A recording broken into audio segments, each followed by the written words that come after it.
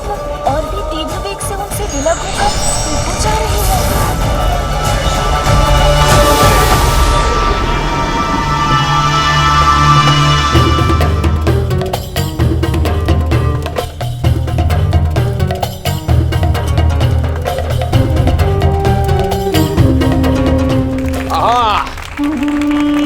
यही है वास्तविक आनंद, ये नृत्य, ये संगीत, ये मदिरा।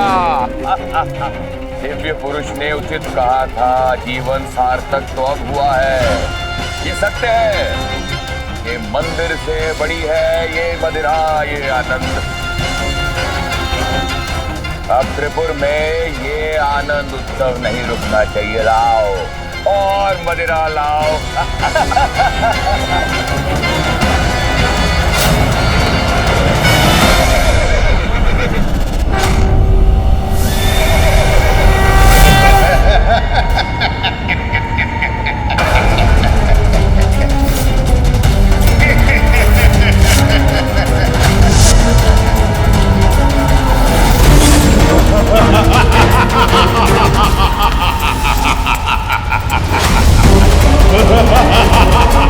भ्राताश्री, ये काली छाया कैसी है जो त्रिपुर को ग्रसने का दुस्साहस कर रही है?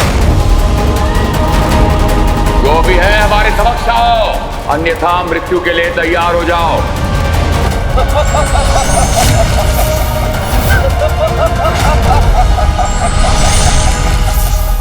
राहु, राहु तुम व्यर्थ आए हो यहाँ, क्योंकि तुम्हारा ग्रहण सूर्य या चंद्र पर चल सकता है, हमारे त्रिपुरासुर में नहीं। ग्रहण तो लगने वाला है अब तुम्हारे राज्य पर, महादेव के क्रोध का ग्रहण, क्योंकि अब वो अपने रथ पर आरूढ़ होकर तुम्हारा विनाश करने के लिए निकल चुके हैं। और ये मत भूलो, त्रिपुर भी अब एक सीधी रेखा में आने वाला है। तुम्हें वो वरदान तो स्मरण है ना, जब सहस्त्र वर्षों में हमारे त्रिपुर के तीनों पुर एक सीधी रेखा में स्थिर हो, और जब शिवजी अपने एक ही बाण से हमारे तीनों पुरों पर प्रहार करें। प्रभु, मात्र इसी अवस्था में त्रिपुर और हमारा विनाश संभव है। बस यही स्मरण कराने और सचेत करने आया हूं तुम्हें मैं कि तुम्हारा विनाश तुम्हारी ओर बढ़ रहा है।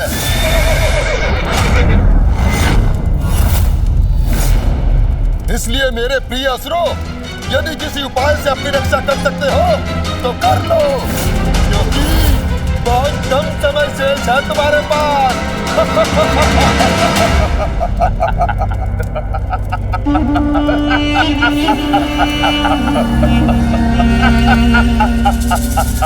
उचित कहा तुमने राहु, समय शेष नहीं है, परंतु असुरों के विनाश के लिए नहीं, हमारी शक्ति और सत्ता की पुनर्स्थापना के लिए।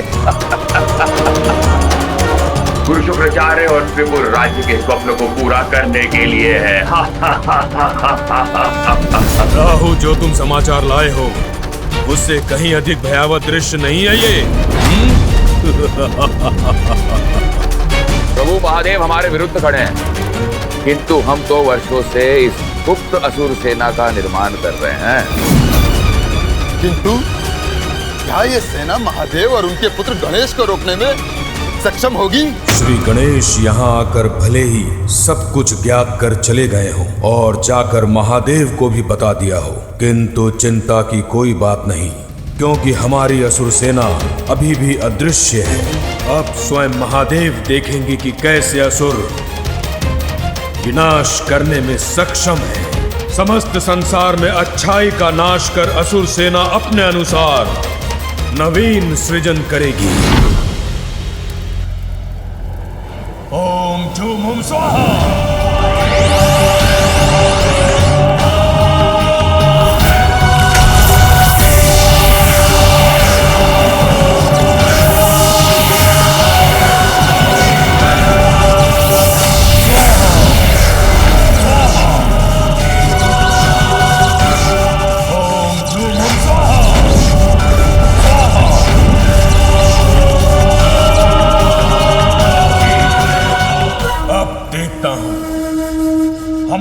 असुरी सेना से संसार की रक्षा कौन करता है?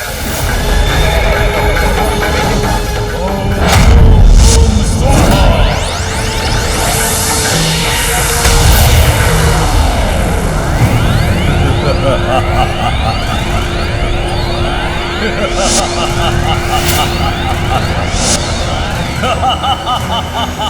अब हमारी असुर सेना जीवित होने के लिए तत्पर है। सफल हो गया मैं।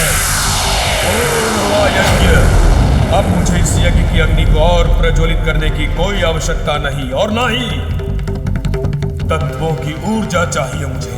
तुम्हारे एक आदेश पर यह सेना विनाश करने को तत्पर हो जाएगी। मैंने अपना कार्य कर दिया। अब तुम त्रिपुरासुर अपना कर्तव्य निभाओ। हर हर महादेव।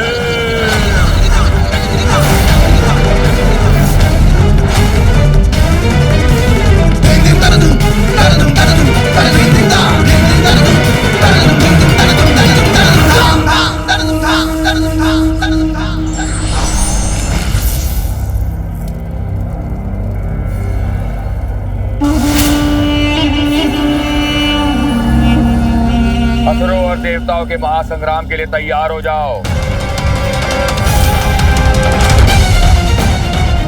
एक ऐसा महासंग्राम जहाँ विजय अवश्य असुरों की ही होगी। सृष्टि का नवीन इतिहास रखेंगे हम असुर।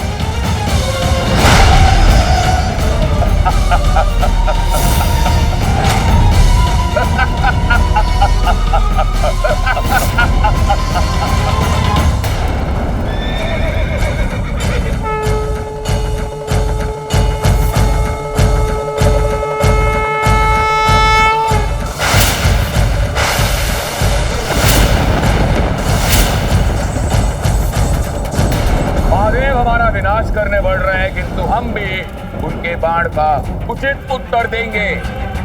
हमारे महाअसुर बाण से, हमारे महाअसुर बाण से। त्रिपुर असुर योद्धा उठो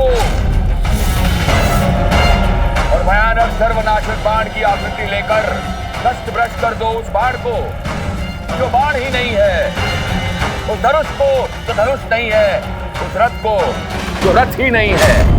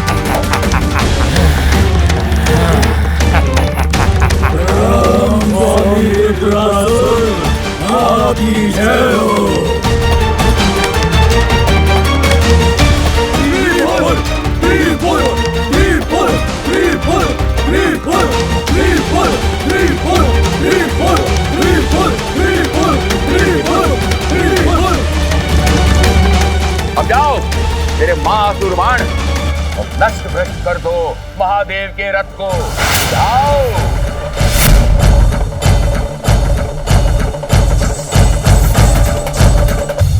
जाओ जाओ।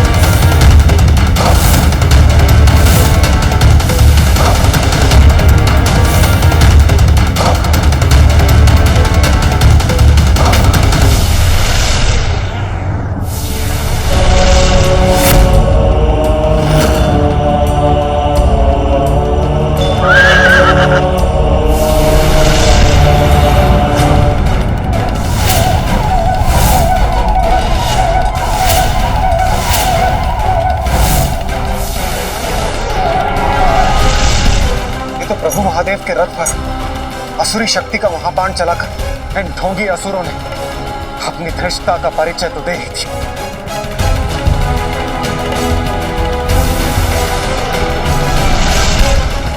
उस असुर बाण का तो शीघ्र कोई उपाय सोचना होगा।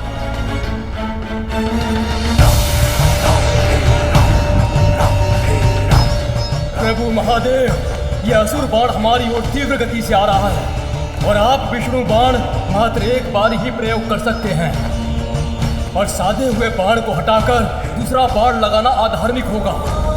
अपनी रक्षा के लिए त्रिपुरासुर ने ऐसा उपाय किया है जिससे हम सब फंस गए हैं।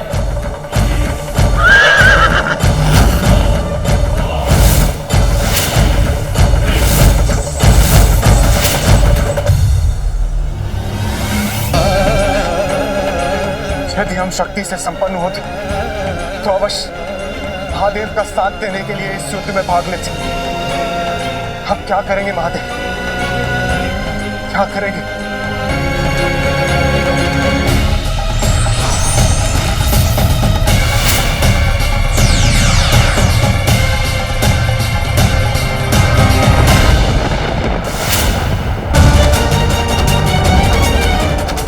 विश्वास है मुझे, पिताश्री विष्णु अग्निबाण का प्रयोग कर अपनी रक्षा नहीं करेंगे।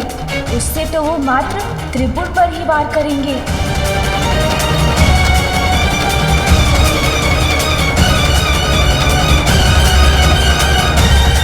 मुझे अभी कुछ करना होगा।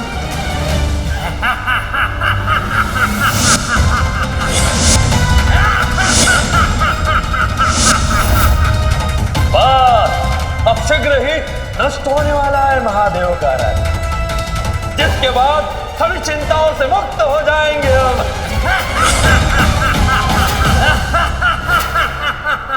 माँ, मुझे पिताश्री की सहायता करने जाने की अनुमति दीजिए।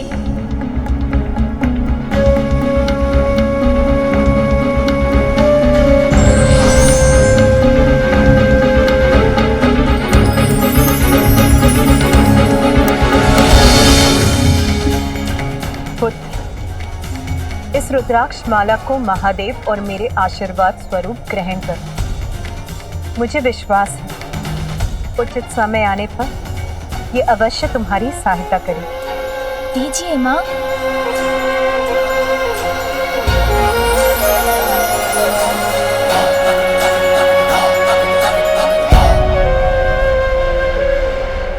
प्रणाम माँ।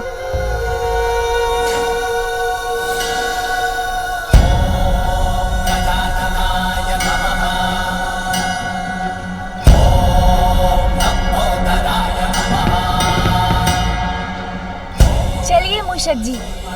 चलिए प्रभु।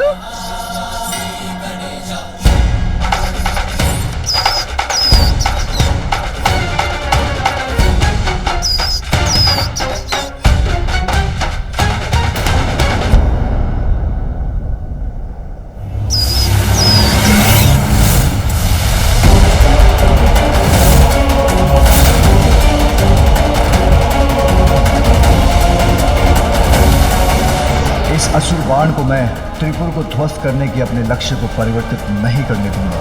जब तक त्रिपुर एक सीधी रेखा में ना आ जाए, मुझे विष्णु बाण को इसी प्रकार यथास्थित रखना होगा। कहीं त्रिपुर के सीधी रेखा में आने के पूर्व ही ये असुर बाण हमारे इस रथ से टकरा गया तो सर्वनाश हो जाएगा।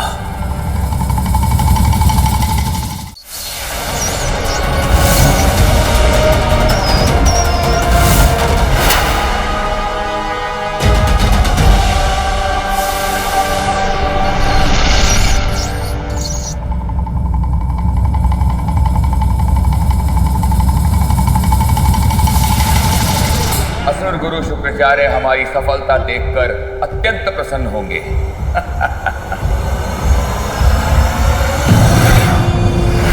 सुरक्षित रहेंगे त्रिपुर, नाश होगा महादेव के रथ का और प्रारंभ होगा कभी ना नष्ट होने वाला असुर साम्राज्य। मैं सफल हुआ।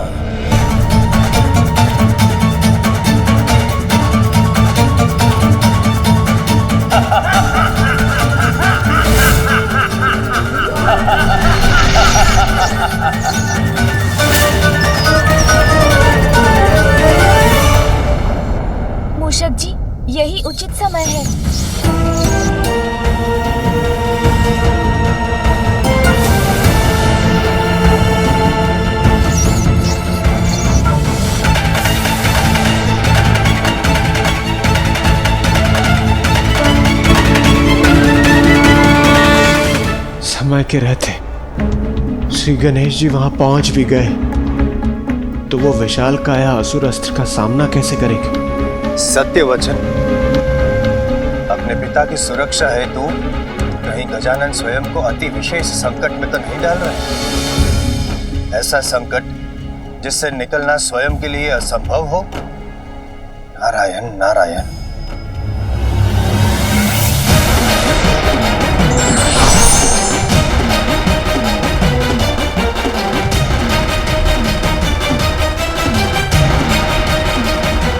अपना आकार कितना भी बढ़ा ले गणेश, हमारे अपराजय अस्त्र से टकराकर यह अवश्य नष्ट हो जाएगा।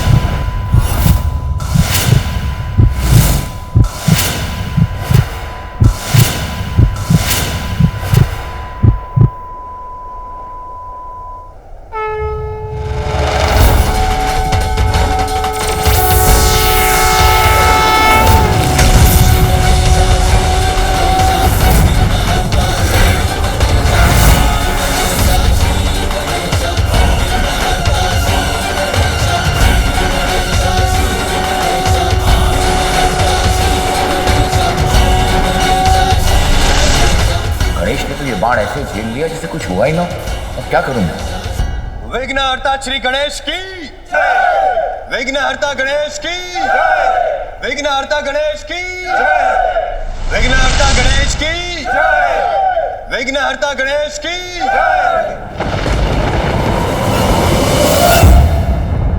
अनर्थ, घोर अनर्थ। गणेश ने तो मेरा ये प्रयास भी विफल कर दिया।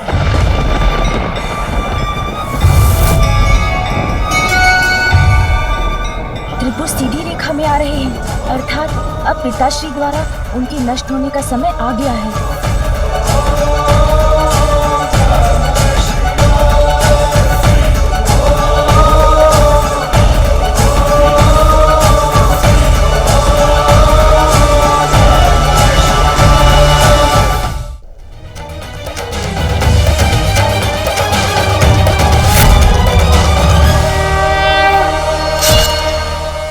अभी समाप्त नहीं हुआ शिवपुत्र गणेश, तेरी अजय असुर सेना शेष है अभी।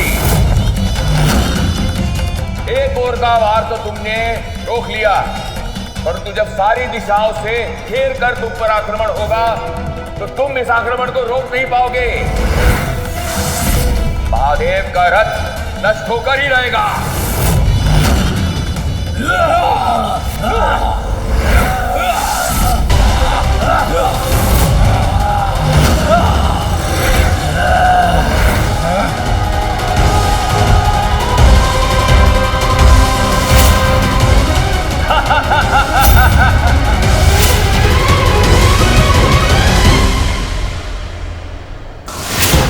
असुर सेना तो अत्यंत भयंकर है। महादेव और प्रथम पूज्य गणेश चारों दिशाओं से आने वाले इन संकट को कैसे रोक पाएंगे? देखो देखो कैसी अनंत सेना है ये, इसका तुम कुछ नहीं बिगाड़ सकते।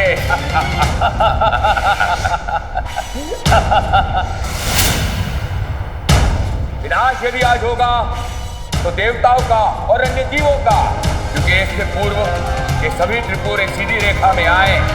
हमारी ये सेना महादेव के रथ को ध्वस्त कर देगी।